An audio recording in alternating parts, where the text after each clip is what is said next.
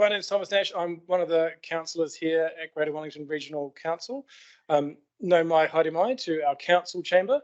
It's a lovely space and it's great to see it being used for public events such as this. And greetings to everybody online as well. I've been asked to just make some brief introductory remarks before we hear from Katherine. Katherine, wonderful to have you here. So just some context around Greater Wellington Regional Council. We're quite a big player in the regional economy. We're the public transport authority and we have a very large public transport network that is very well used. We have an annual budget as an organisation of around $500 million, more than $500 million, so that's very substantial. We're responsible for flood protection for billions of dollars of property around the region, property and infrastructure. We're the majority owner of the port in Wellington, Centre Port, and we're responsible for environmental protection over an area of around, land area of around 8,000 square kilometres and a coastal marine area of around the same size. We're also responsible through our planning and policy tools for the regulatory settings which determine a lot of economic choices around land use, transport and emissions. So I just wanted to say very briefly 3 things about what we're doing on the economy as an organisation, if I could, before I introduce Gareth, talk briefly about the Wellbeing Economy Alliance in New Zealand, and Katherine to give her address. Procurement is the first thing I wanted to talk about. We have a massive budget, as I said, about $500 million annually. The way we spend that and the organisations we spend it on could play a very significant role in the development of Wellington's regional economy and Wellington businesses. In my view, we don't do enough on that. We are trying to do more in relation to community wealth building, but there's a heck of a long way to go on that. Second thing I just wanted to draw your attention to is an organisation called Te Mataro Maui, which is the relatively new Māori Regional Economic Development Agency, which has been established with some support from Greater Wellington, and that is guiding the region's Māori economy, which is growing fast and does things quite differently. Last thing I wanted to briefly mention is the Low Carbon Acceleration Fund, which we have in Greater Wellington, which is relatively novel in New Zealand, where a council is leveraging the carbon credits that we own to borrow against them in order to fund specific projects and initiatives that reduce our emissions. So we've spent that money on increasing restoration of native wetlands and forests, converting buses from diesel to electric, replacing the regional stadium's lights with low energy LEDs, etc. Very pleased to have Katherine here. Gareth, I think you're going to just say a few brief words about the Wellbeing Economy Alliance, which has helped to organise today, and then I'll introduce Katherine. Thanks, Thomas. Kia ora, na mihi nui kia koutou, kia ora. Ko Gareth Hughes toku ingoa. Thank you very much for that very warm welcome, Thomas. And can I also acknowledge Councillor Saw here, who's here as well, and acknowledge everyone online. Look, this is an amazing opportunity for New Zealand to hear from one of the international big picture thinkers on the economy.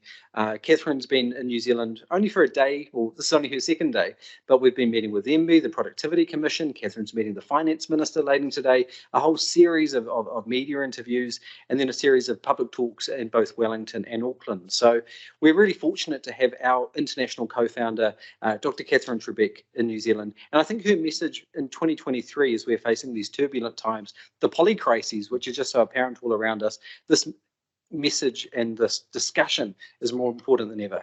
Many of you sort of know my background. I've spent my entire adult life as a change maker. I've tried everything from leading thousands of people marching up Queen Street, inquiries, petitions. I've taken the government to court and won on behalf of pigs. I got myself arrested as part of non-violent direct action, got myself elected to Parliament where I got to negotiate with Prime Ministers and pass laws and amendments. And I sort of reflect after more than 20 years working to improve the situation for people and planet. A lot of that work's been focused on the symptoms of what's happening in our society. And until we actually focus upstream on the systemic drivers of poverty or inequality or climate change or whatever it may be, we're still going to see those perverse outcomes. So this message of systemic change is more important than ever. Our economy and the way it operates is a product of design, and it can be redesigned. And that's the kaupapa of the Wellbeing Economy Alliance Aotearoa. We're one of 15 hubs around the world. We work on things like policy advice, collaborating internationally, which was then trialled in the hub in Porirua, and sharing those learnings internationally, commenting in the media. We're hosting our first ever conference at AUT in Auckland on the 31st of August, where we're going to bring people together from business communities, union, faith-based, activists and academics to talk about the big question facing us. How do we redesign our economy so it delivers well-being for people and planet?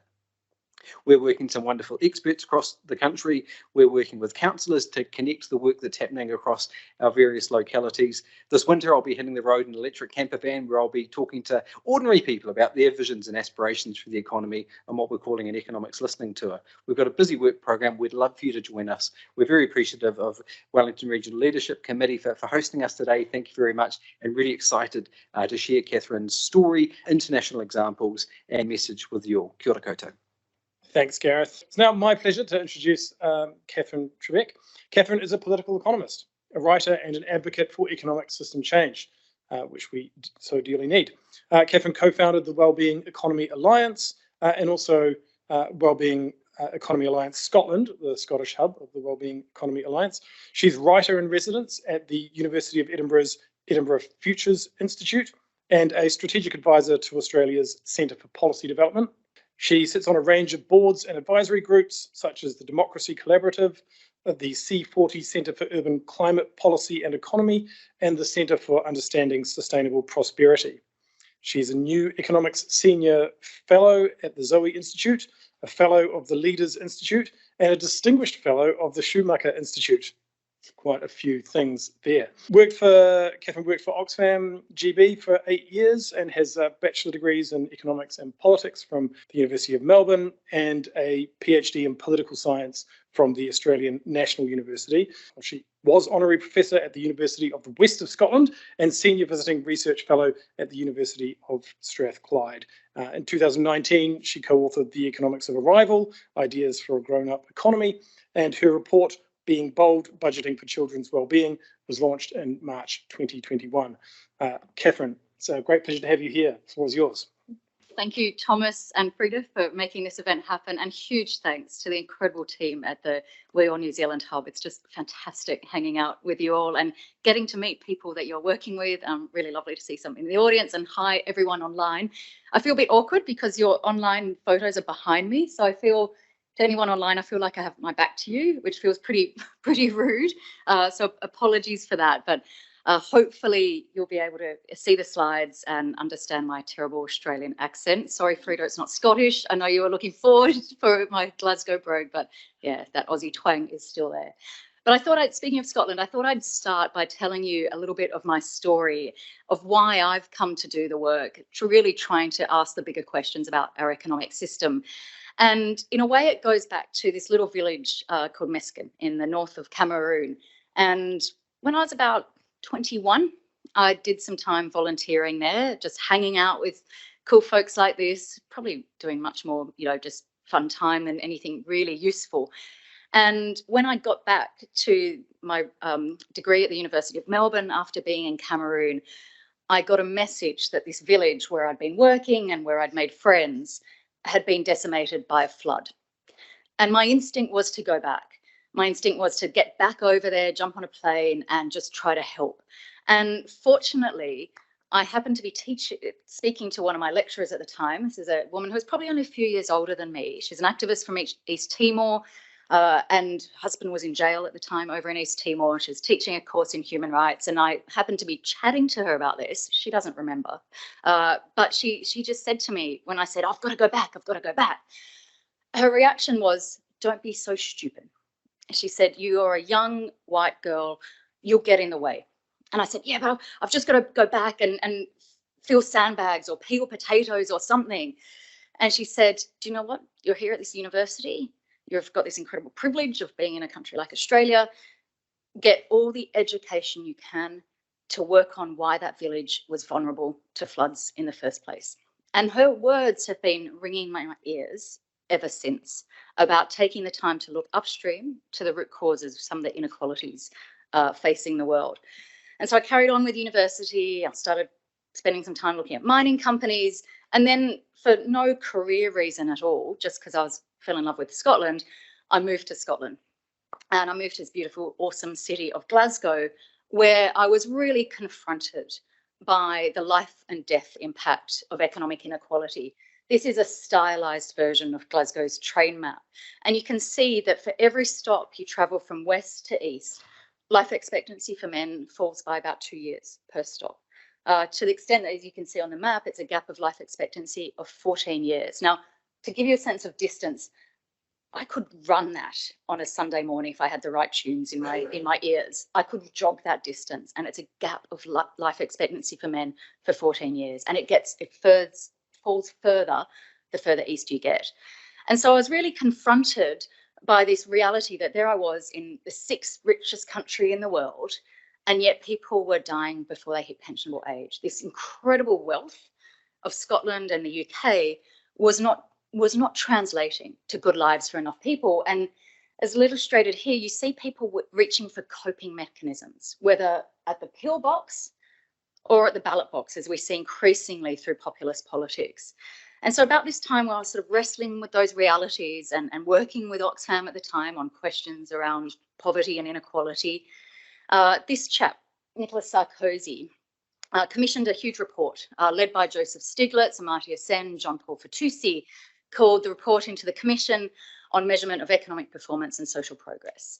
And that really put front and centre in a lot of these conversations the extent to which measures of progress that are used as proxies so often for how we think about national success were misaligned with what people and planet really needed.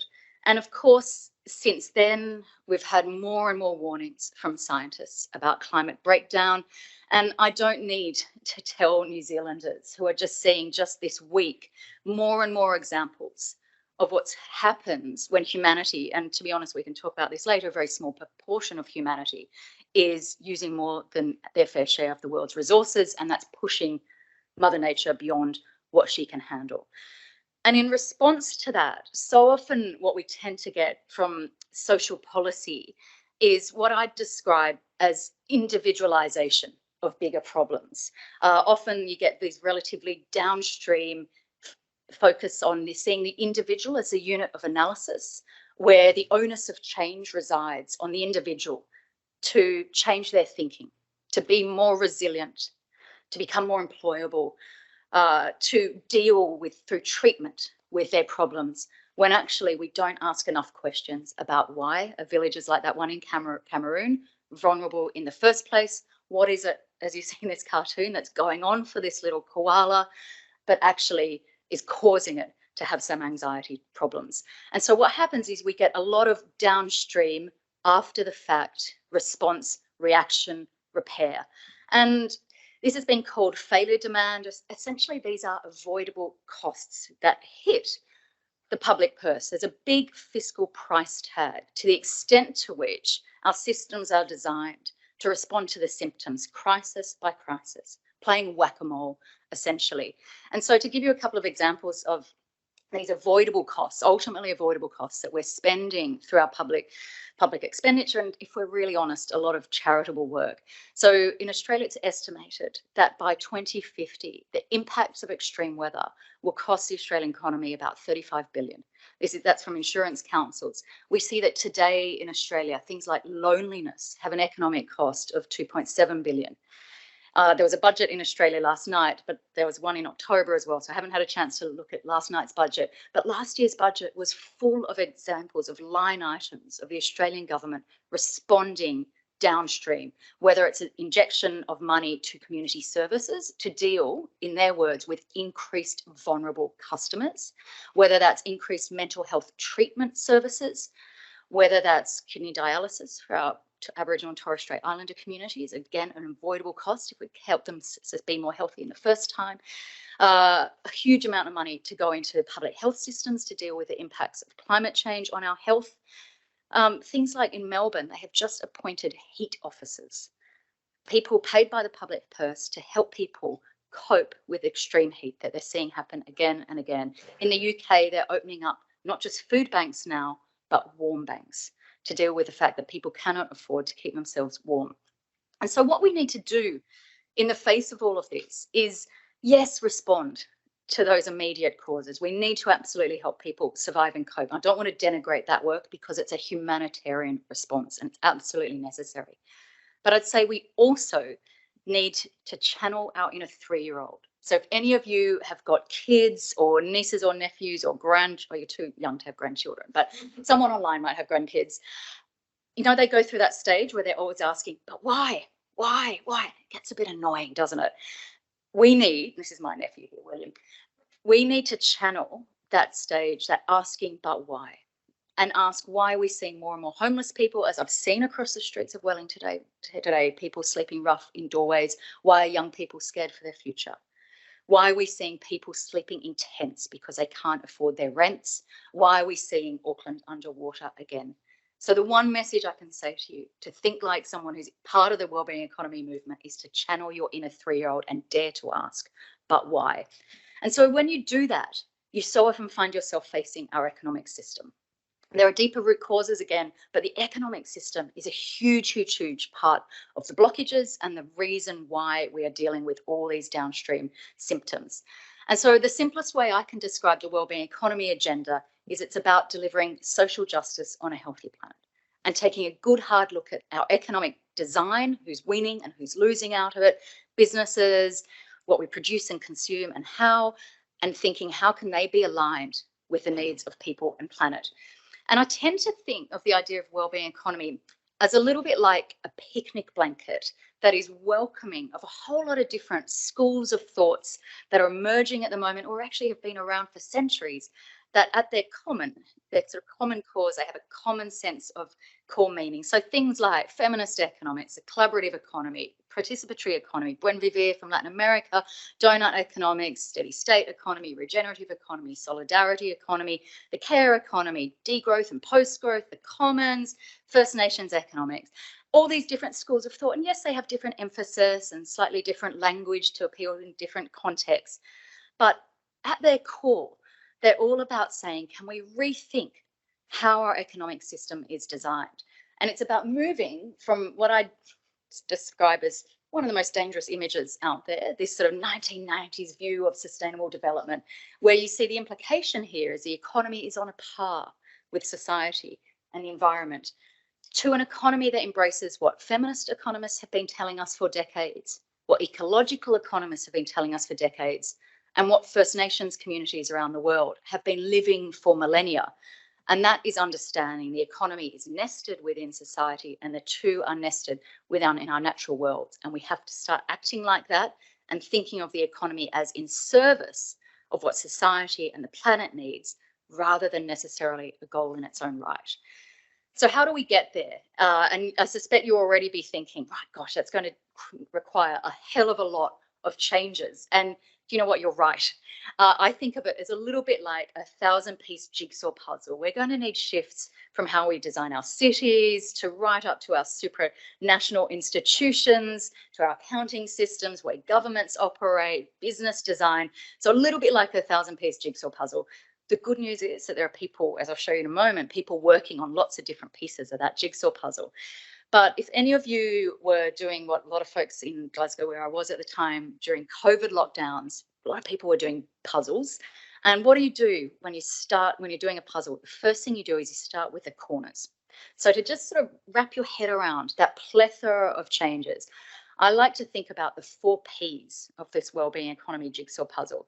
Things like purpose, prevention, pre-distribution, and people-powered. So to just give you a very, very brief sense of that, the idea of purpose is really thinking what I've been describing. We need to rethink the very purpose of the economy as in service of what people and planet need. And so when it comes to the economic question of economic growth, this is about being fair weather friends of economic growth, rather than its sort of blatant, carte blanche, ever faithful followers. So asking, what sort of growth do we need?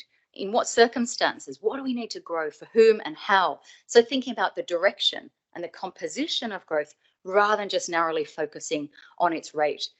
You see lots of examples of this through national performance frameworks in Scotland, the living standards frameworks here in New Zealand, just these efforts, yet sustainable development goals would be another example of efforts to rethink what's the goal of the economy.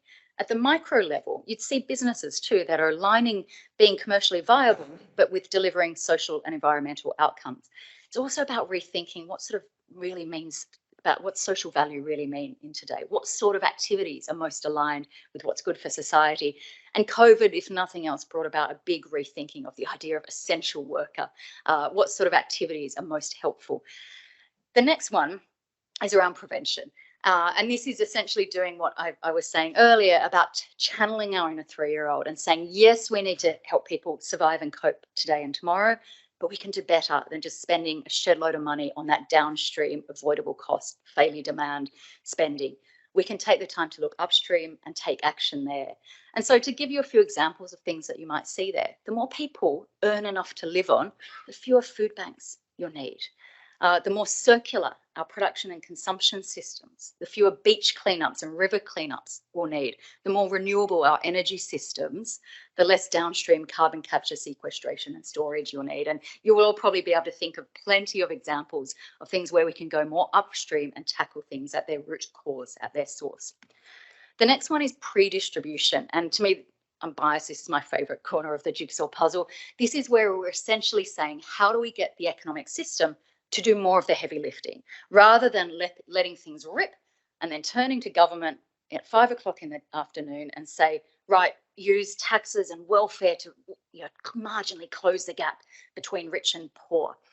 In Australia, the government reduces economic inequality by about 1/3.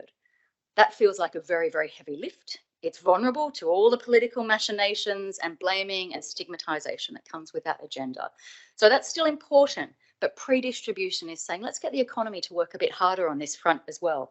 So the sort of things you'd see in here would be things like community wealth building that Thomas has already talked about, things like true cost accounting, where you know the real cost of items. So you're not seeing things as artificially cheap because their environmental cost or their social cost has been externalized. But also things like worker cooperatives, where you have the employees owning the capital, labour owning the capital rather than the other way around. And then the final corner of that jigsaw puzzle is people powered. And this is essentially making sure that people and communities are at the forefront of decisions that impact them. So whether that's participatory budgeting at local level, whether that's citizens' assemblies, whether that's various other deliberative democracy exercises, whether that's economic democracy, again, worker co-ops, I'm a bit of a fan.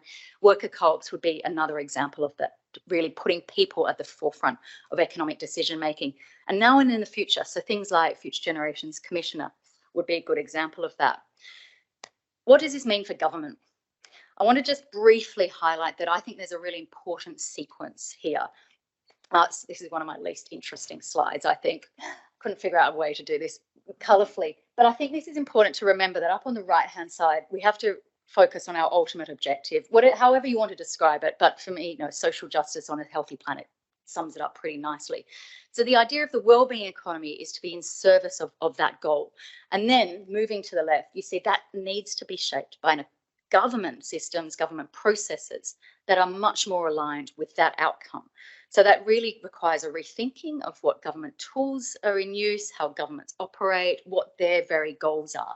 And so that comes down to the final one on the left-hand corner is what is the very purpose of our economy and how do governments align their processes with that? I want to give a few examples of what, if governments are taking this seriously, they might start to put in practice. So, because I've just lived there for almost 2 decades, there's a few from Scotland. This is their national performance framework that I mentioned earlier, where they've got at the very heart of the purpose of government, kids growing up loved, kindness, diverse cultures being respected, reducing inequalities through rebalancing inequalities of power and wealth, a whole lot of other things around a circular economy, treating our natural ecosystems properly. And they're starting to really align budget processes and policy making and committee scrutiny with these purpose targets. Not perfect yet, but they're getting there. They also have a dedicated agency called Zero Waste Scotland that is all about getting the Scottish economy to be much more circular in its design, really supporting with innovation and getting enterprises to rethink their production processes and supporting the collaborative economy as well. In Scottish Enterprise, their main development agency, they have a unit dedicated to supporting flourishing worker and community-owned cooperatives. They also do a shed load of work supporting social enterprises, really saying these are the sorts of economic models and business models we need to make up a much higher proportion of our economic ecosystem. Finally, they've also just had a Just Transition Commission, which is now in its implementation stage, to really say we know there are certain sectors of our economy that need to be powered down. How do we do that in a just way? How do we take care of people's livelihoods and the community livelihoods during that transition?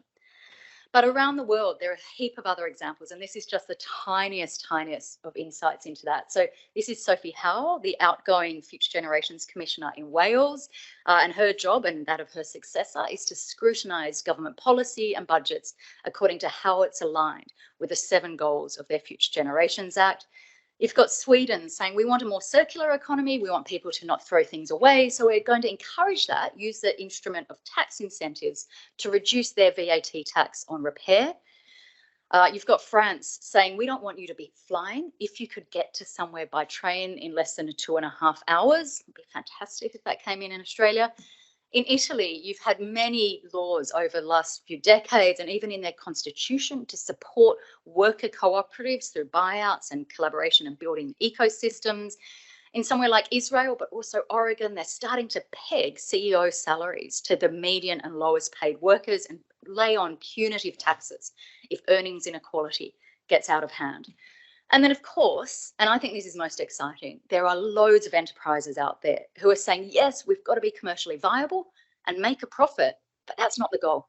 The goal is to be part of creating a better world, whether it's the repair stores, and there was a network of these in Glasgow, where you could take in your jeans or your toaster and get it repaired rather than throwing it away. This is my favourite. This is a company, a brewing company just outside Glasgow called Jaw Brew, where Mark, who you see here, gets up every morning thinking, how can he make his business more sustainable? He's got a line of beer made from old bread. Those rings that often keep the cans of beers together, he doesn't use plastic. He uses something equivalent to plastic made of old prawn shells. His tap room, if you go to visit him, his tap room is made out of old pallets. He's just incredible. There's a beautiful worker cooperative in Glasgow that's been around since the 70s.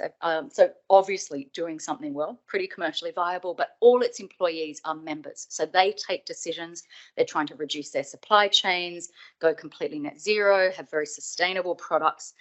And then this is a place in Sydney called Restaurant, where I'm going in a few weeks. So I will report back because it looks divine.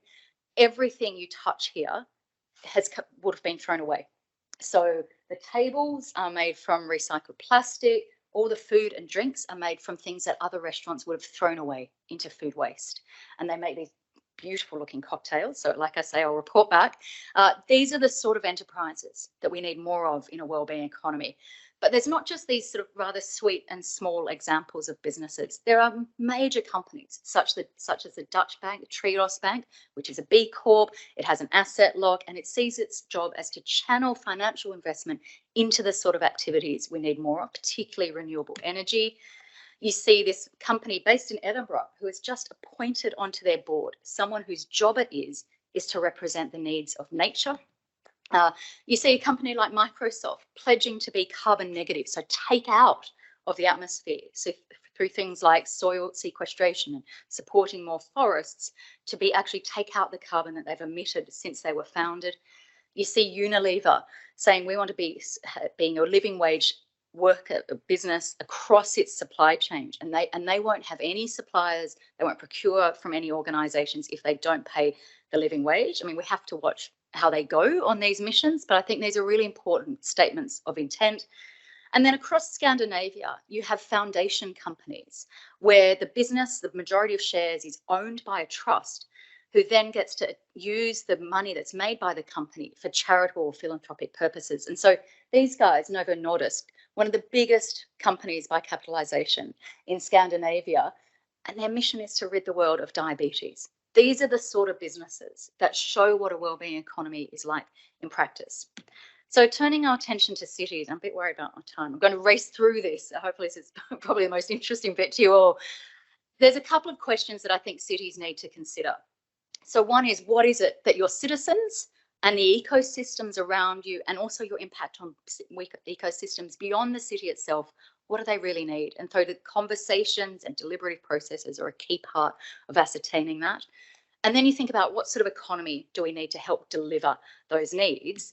And then how do we look across all the levers? And Thomas, it was fantastic to hear you talking about procurement, because I think procurement officers can be the heroes of a wellbeing economy. So what are all the levers that you can reach for? How can they be aligned with building that? And so my first example is to don't be stuck by groupthink or what's been done before. Be bold and think creatively and be inspired by some of the pioneering cities out there who are really charging ahead on this agenda. I'll skip this one briefly. This is Preston and North Ayrshire, who are champions of the community wealth building agenda, but it sounds like it's already in hand here. This is essentially, rather than trickle down, this is generating local economic multipliers to build the economy from the community up. This is a little town, Freiburg, in Germany, that's really putting its shoulder into going 100% renewable, have a whole lot of incentives for citizens to put solar panels on and to recycle their goods. They do a lot of sort of disaggregation of their recycling. If you use fabric nappies, you get tickets to the footy, which I think is lovely. They're inculcating a whole lot of renewable energy businesses. So a whole lot of local citizens there are employed in the renewable and sustainable sectors. I talked earlier about co-ops. This is a beautiful town of Bologna in northern Italy, where about a third of their local GDP is made up of worker cooperatives. They provide a whole lot of care services. They've got a very high female wage rate, so quite low gender pay gap.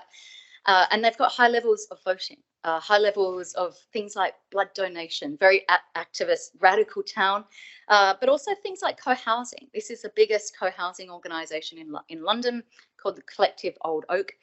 I mentioned earlier participatory budgeting activities. This is from New York, where $1 million each year is channeled through participatory budgeting, where citizens get to vote on proposals they'd like to see in their community, something they want to invest in their community.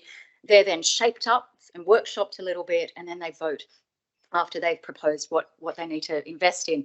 This is one of my favourites. This is Lambeth in London, and they now have a curbside strategy, and identified that curbs in Lambeth constitute about a quarter, actually the largest part of the asset that they own. So it's a very positive asset-based approach to things. So they said, right, curbs. This is the biggest asset that we can control. And what they're trying to do is say, let's make the most of those curbs. So let's, with about a quarter of them, put in little parklets, which is a gorgeous idea, parklets, cycle space, e-car charging, car club space, little outdoor seating, to just really rethink the public realm through these tiny bits of land and space. And I think it's just beautiful. I want to finish briefly by reflecting on where I see this agenda and this movement. And it is hard, and I don't think we should kid ourselves that this is not a very challenging mission that people across this economic system change movement are embarking on. There are a lot of challenges against it. There's a lot of path dependencies. There's a lot of very strong forces reacting against this. But I can't think of a better mission for politicians, for local councils, for NGOs, for citizens to be engaged in. And so the good news is that there's a lot of opinion polls, and I'd say more importantly, deliberative democracy exercises that show that people are up for the changes. They want to see the economy in service of addressing inequality, addressing climate change, supporting the sort of policies that you'd want, that you'd have on that jigsaw puzzle I talked about earlier. We're seeing a lot of people in government, not all of them by any means, but a lot of people, and I'd call these incredible policy entrepreneurs, who know that business as usual is not good enough, and they need our help, and they need to collaborate through things like the Wellbeing Economy Governance Partnership.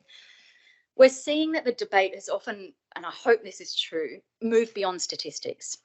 So in a way, I think our colleagues in stats offices have done their job, and it's now up to the harder task, and this is for policy entrepreneurs, to bring those measures, inequality measures, measures of ecosystem health, measures of people's sense of dignity and purpose, to the forefront of policy decision making and make them matter So it's not just about measuring what matters, as the Australian government's talking about at the moment. We need to make those measures matter, get them into the policy making process.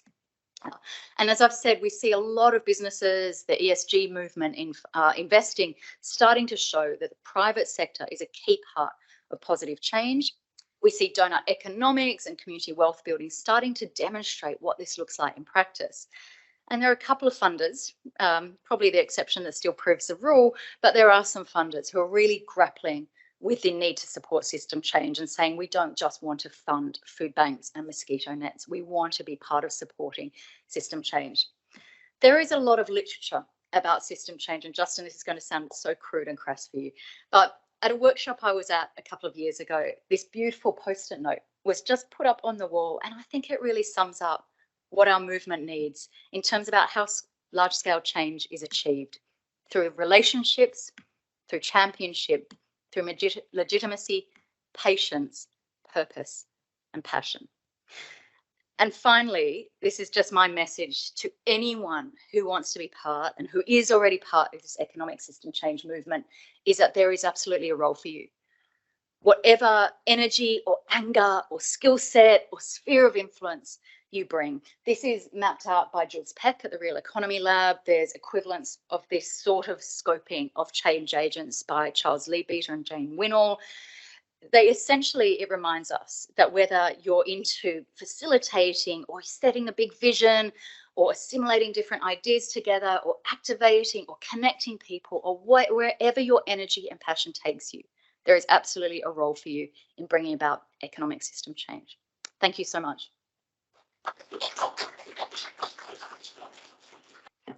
All right, thanks, Katherine. So we're going to have questions out. That was so good and so great to hear and see all of the work that you're doing and the ideas.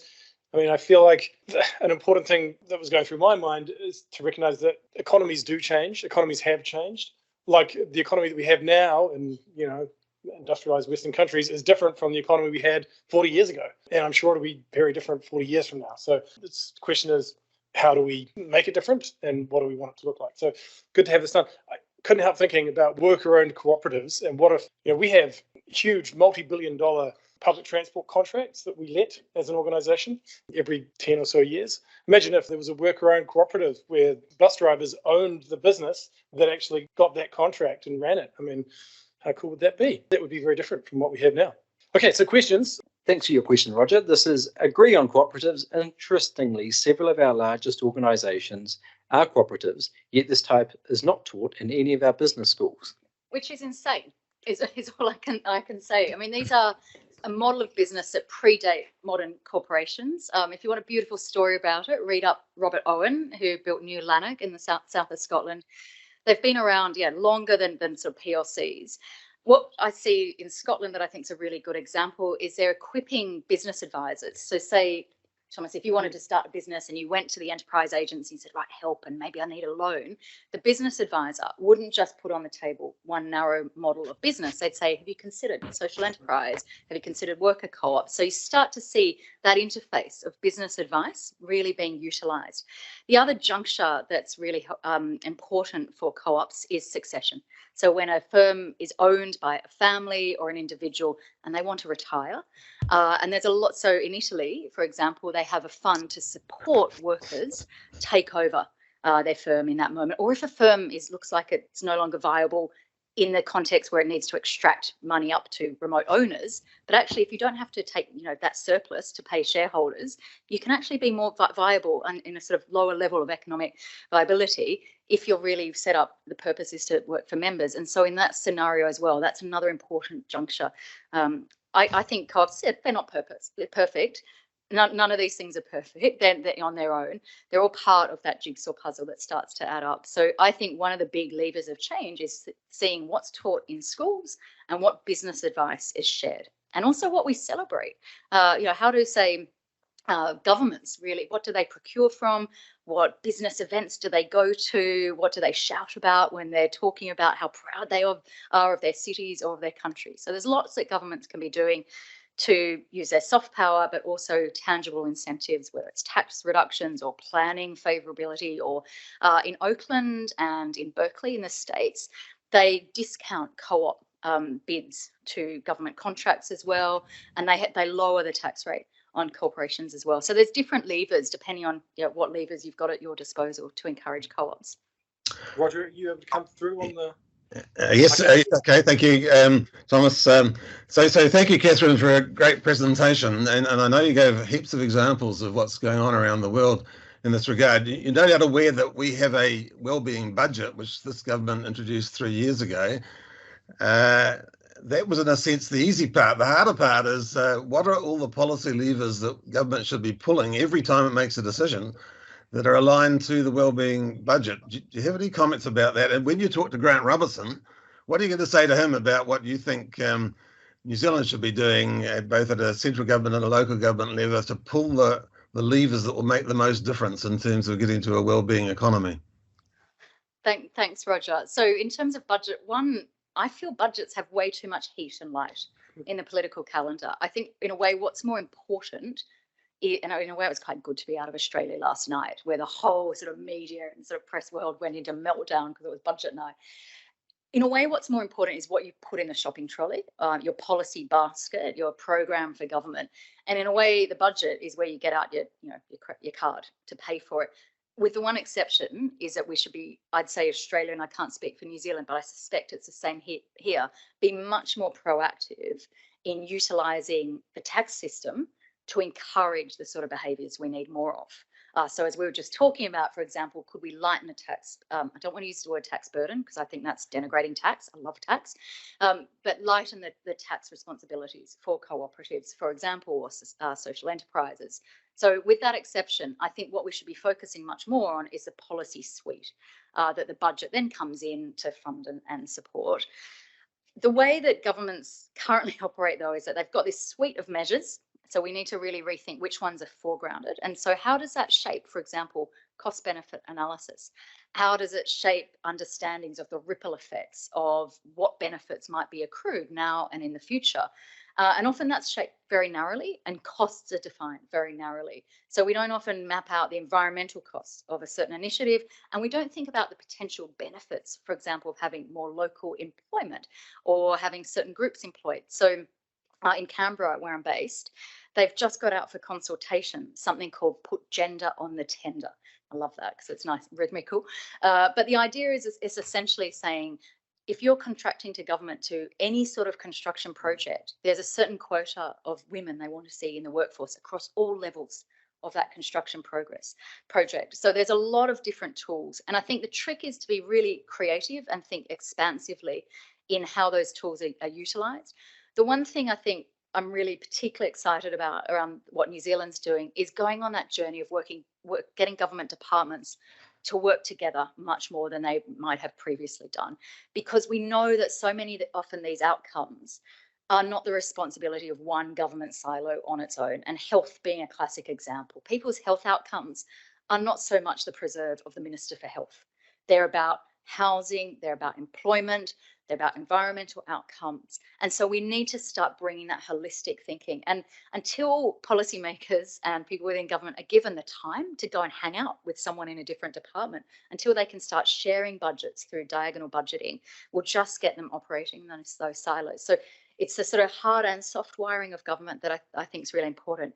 And Roger, on the second part of your question, my message to Grant will be to don't choke at the first half. Just go further.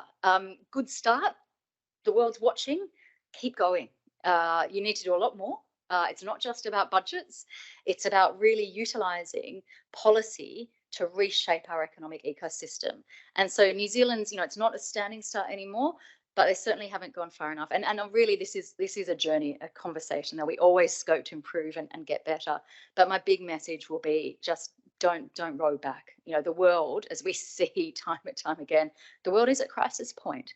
And we now need bold thinking, not going back to 20th century recipes that have failed us so much. Okay, thank you. Ed Gibbs. Any women? Kia ora. Thanks very much for that. Really, really interesting presentation. I'm joining from the Wellington Chamber of Commerce. There were some really interesting examples in that presentation of companies doing some really cool, impressive things. notably, some of the FMCGs or Microsoft falling out, they're going to go carbon negative. I think those sorts of commitments we've tended to see made in the good times when stuff's going really well for those companies. You saw the tech boom through the pandemic. Some of those companies like Amazon threw a huge amount of resource into sustainability agenda. In Europe in particular, then when we've seen recent shocks to the economy, like the war in Ukraine, and as a result of that, companies have had to, and nations have had to switch their focus perhaps from sustainability to survival, whether that's keeping homes warm or keeping food on the table. How do you propose that this kind of economic agenda responds to those kind of systemic, unforeseeable shocks?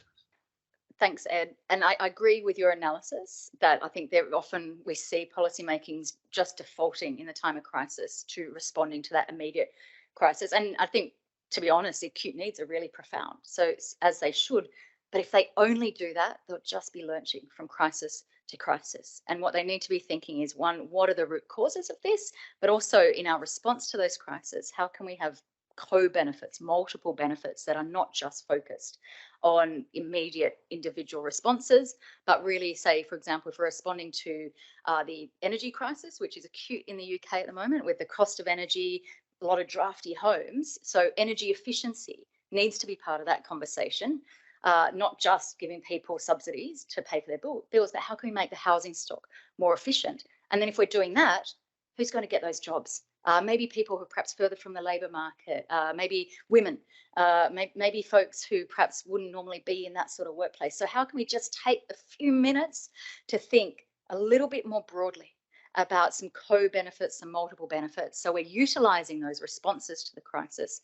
The other one is that I think, it's sort of like, sorry to be big Crocodile Dundee about this, it's like, if that's not a crisis, this is a crisis. And I think we can't kid ourselves that the levels of inequality, the extent of environmental breakdown is absolutely urgent as well. I don't know how often we need to hear Antonio Guterres going to conferences and saying either this is a code red for humanity or this is last chance saloon, but the urgency of change to the environmental breakdown is absolutely a crisis point too. And so to, again, just take our eye off that ball is just adding up problems for the future, as we see so acutely. So my question is going back to one of the earlier slides with that wonderful, with the building with the 3 pillars versus the concentric circles. And I think we're here hosting you today at the Regional Council, which is quite environmentally focused. And I think there'll be a lot of people in this room that understand that. But I've worked a lot in local government and have tried to change the thinking so that people are understanding that environment, the biosphere goes around the outside and the economy is subsidiary. And we've heard, the current Minister for the Environment, he says it all the time. But so lots of people will see that diagram and go, yeah, I kind of get it. But all the actions, every single, almost without fail, decision we make across all levels of government say the opposite, that the economy is most important. So my question is, how at policy level, I'm a policy person, can we really start to, what are some good mechanisms, good levers to really shift people's thinking in that space? So I think groups like productivity commissions, the auditors, and as we saw in Wales, having an independent champion like the Commissioner for Future Generations are absolutely critical. And so we've got a good example in the form of the Welsh Office of having championship, but also having accountability to run the ruler over policy making and call it out very loud and very publicly when it goes awry. But I also think it's about the mindset as well. So we need to keep having these conversations within government to help policy entrepreneurs within corridors of power hold the line, because I think there are a lot of it who do get it, but what they come up against is systems within governments, how they're promoted, what they're allowed to spend their time on, so often diverts them back to isolated projects that don't have those bigger connections, they're downstream. And so we need to also look at the hardwiring and the way government is designed. and just encourage, again, as I say, I think New Zealand's, changed the State Sector Act to enable that cross-departmental working. They're the sort of moves that we need more of. But you mentioned the Children's Wellbeing Budget report that I did. That was one of the key messages when I looked across the world. Great to have good measures, and over half the OECD of governments have multidimensional wellbeing frameworks. Does that mean that over half the OECD governments are well on their way to creating wellbeing economies? Absolutely not. So the key thing is to then make those measures matter and change the way government processes work. And that's about accountability. It's also about citizen participation to hold governments to account, and also about having that someone to really scrutinise. This picture I have at the end, which I finish almost every presentation with, is my kind of little subliminal advertising to you all around different measures of progress. Because I think there's lots of great initiatives out there around different measures of progress, but they very quickly become fairly obscure technical manifestations in the terrain of Gini coefficients or Palmer ratios or parts per million in the atmosphere, and dashboards and indicators. And most people, when they're talking about dashboards and indicators, they're talking about their cars, not talking about their quality of life. And so what we need is measures that everyday people recognise themselves in, recognise the sort of country that they want to live in. And so I have this dream, and maybe this is something Wellington could champion. In region in Scandinavia, they've just been doing this. I'm just about to get the final results. It is to say, could we have measures of progress that, yes, had to correlate with all the key things that people tell us matter to them in their lives, and those multidimensional measures of well-being. So that's one hurdle. Then the next hurdle is that they have to make intuitive sense to citizens in that community.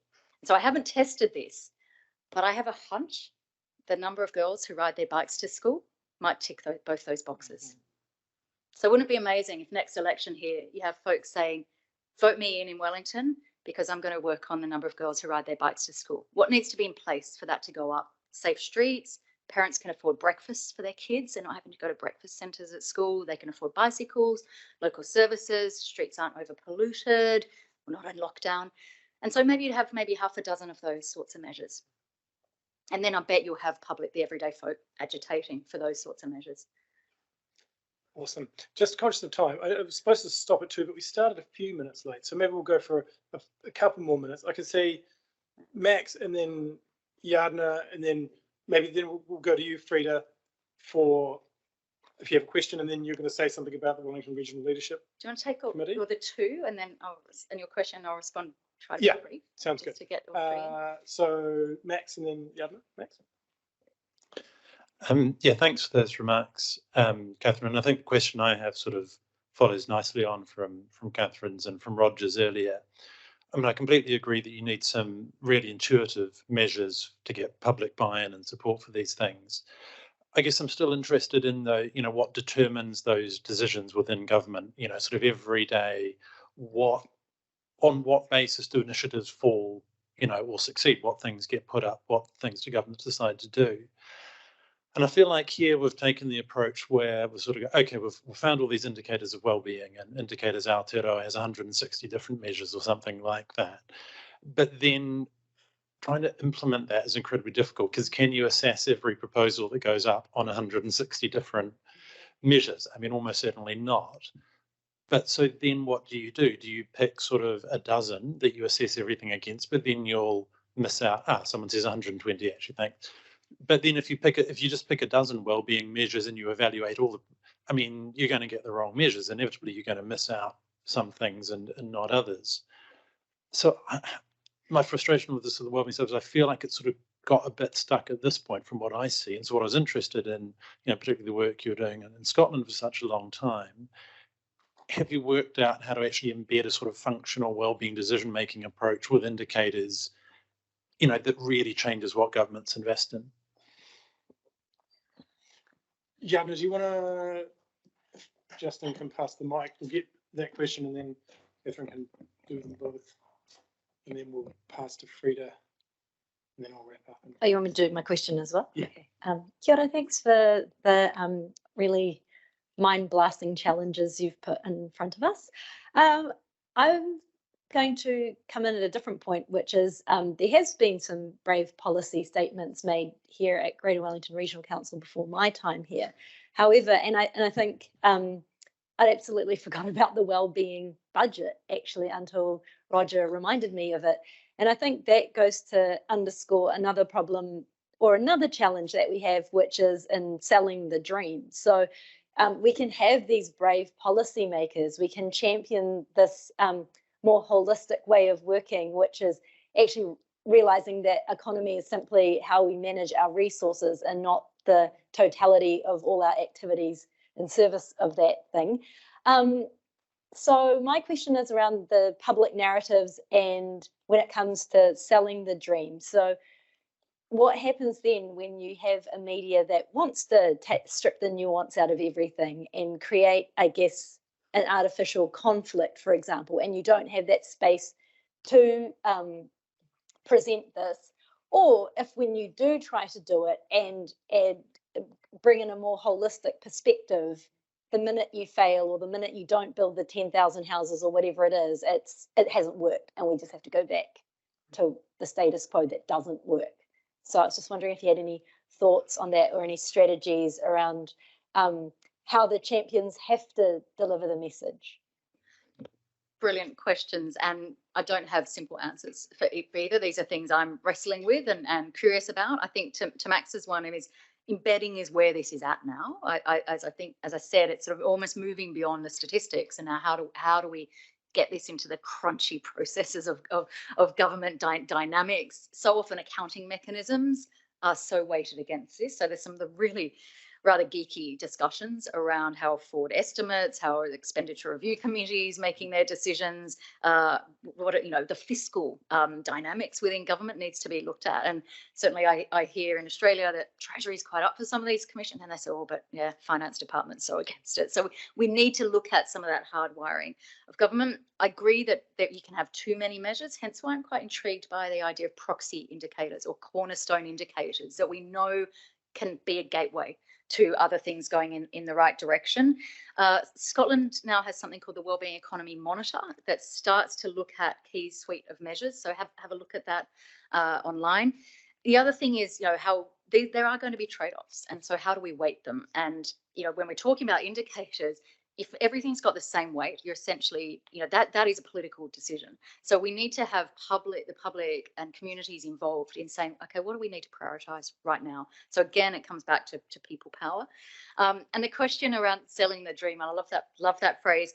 Part of the answer is we don't need to sell it at one level, because when you speak to people, when they're given a cup of tea or beer or a chance to reflect on what most matters to them, they often 9 times out of 10 come up with visions for the future and what matters that are absolutely aligned with this. And there's this beautiful quote from Frances Moore Lappy in the States, and she says, why is it that we are collectively creating a world that none of us as individuals actually want? And so this is about realigning the economy with what people need. And you can get that sense of what people want through deliberative democracy exercises, from neuroscience, when different parts of our brain are lighting up. It's when we're cooperating, it's when we're in nature, it's when we have a sense of purpose and dignity, or sociology or psychology. There's a lot of different quarters that really point to the same vision of what most matters to people. So it's about almost in a way aligning our economic structures with that. But I do think public narratives really, really matter. The Wellbeing Economy Alliance has an initiative called Stories for Life, and I think that's just the name of the website, but you'll get to it from WEAll's website, around starting to talk about how do we tell this story? How do we build an excitement around this so that people are energized and want to be part of this change story? Because change can be scary, and we see often in communities around the world where people feel their livelihoods are at risk, even if they're intuitively up for the change or they support environmental measures, when it starts to disrupt their life, they hold on for dear life, whether it's the Gilets jaunes in Paris or whether it's coal mining communities in Germany or oil mining communities in North Scotland. They hold on, and so we have a collective job to take care of their livelihoods, but also show how this vision really aligns with what matters to them and their kids and their future. And I do think, to your final point, the media is absolutely key. And so Jim Chalmers, the Australian Treasurer, I bet you he went into a media studio, probably the ABC, talking to Patricia Cavellis, who's the big morning interviewer. And I bet you the first question she said to him is, right, Treasurer, what's this going to do for our GDP growth? Or how's this going to attend to the economic fundamentals until we have those first questions being things like, what's this going to do for levels of homelessness? What's this going to do for old people who are scared? What's this going to do for young people who are worried about climate emergency? What's this going to do for people who are being treated as just-in-time inventory in the gig economy and don't have any security over their income and are not paid enough to put food on their table? Until we have the media holding government account for those sorts of measures, more often than they hold, I mean, they do ask those questions, but more often than they see that sort of more traditional orthodox economic measures as a key goal, then we'll start to really shift the conversation. Thanks, Katherine. Sounds like we need to get you on the ABC. Frida, do you want to? Yeah, I was going to mention that. Frida, do you want to come and talk a little bit about the Wellington Regional Leadership Committee? Okay. Do you have a question? It's going to work. Hi, Katherine. Thank you so much. It's maybe part question, part comment. I love that you touched on it feels a pendulum swing back from sort of quantitative to qualitative. And you mentioned, you know, getting departments to interact, but someone needs to create the space for that. And I'm just curious if at your work with the Schumacher College, if you've come across the IDGs, the Inner Development Goals, and yeah, just really an observation about, is this sort of allowing emotions and feelings and, you know, the neuroscience that when we're cooperating, we actually feel good? Is there something about getting people to feel comfortable with maybe being wrong and not needing to hold on to the feeling of how good it is to be right, and to just invite humanity into this is what change feels like? Yeah. Yeah, and the evidence from the work of the Inner Development Goals, but also groups like Common Cause or the Frameworks Institute, or various sort of experts on cognitive biases, and, you know, people like Daniel Kahneman and so on, who are really helping understand how individuals make decisions, has to be in informing how we communicate this, but also how we build the activity. So I think there's a lot of evidence that we can lean on and just be a bit more deferential too, rather than just thinking, build the evidence base, tell policymakers about it, and then they'll implement it. Because we've got too many examples that just having evidence in and of itself isn't enough. We've got a ton of evidence, and I think a lot of policymakers know about it. There needs to be a groundswell of energy and convincing people in their hearts, rather than just, you know, the statistics on the paper around how and why change matters. Thanks, Katherine. Frida is the chief organiser of this event, so thank you very much, Frida. And so tell us a little bit about the Wellington Regional Leadership Committee. Yeah, so kia ora koutou. I'm just the communications manager of the Wellington Regional Leadership Committee. So just 30 seconds to let you know we're a urban growth agenda sort of initiated partnership of the 10 councils in the Wellington Wairarapa Horowhenua region, along with central government and iwi. So it's a bit of a social experiment of just trying to bring a little bit more cooperation into the corridors and the hallways and by the water cooler. So really just wanted to thank you for coming, and we're really keen to have more conversations like this that are bringing people that are stuck in different offices around the city together and create a space to have these conversations. Because to lean into what is possible, we sometimes need to have conversations around what we think is not possible, or what we don't know is going to expand what we do know. So just encouraging these conversations. Thank you so much. And we've got some awesome webinars coming up, so keep an eye on the website. Thank you. Thanks, Frida. So just in closing then, thanks, Frida, for the organising.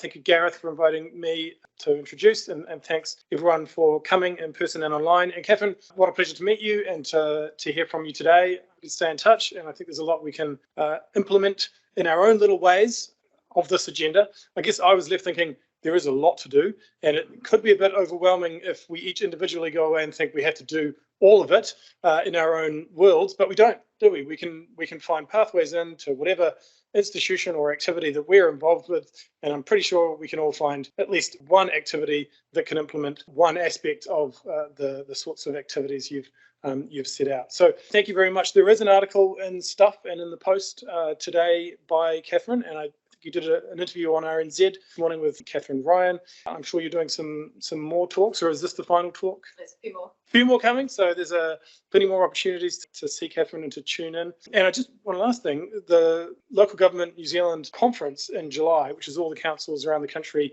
coming together, minus Auckland, unfortunately now because they left, but they will all be meeting, and Sophie Howe is speaking at that. So that's a great opportunity for those of us who might be going to that. So thank you very much. Kia ora koutou katoa. Thanks for coming. See you soon. Cheers.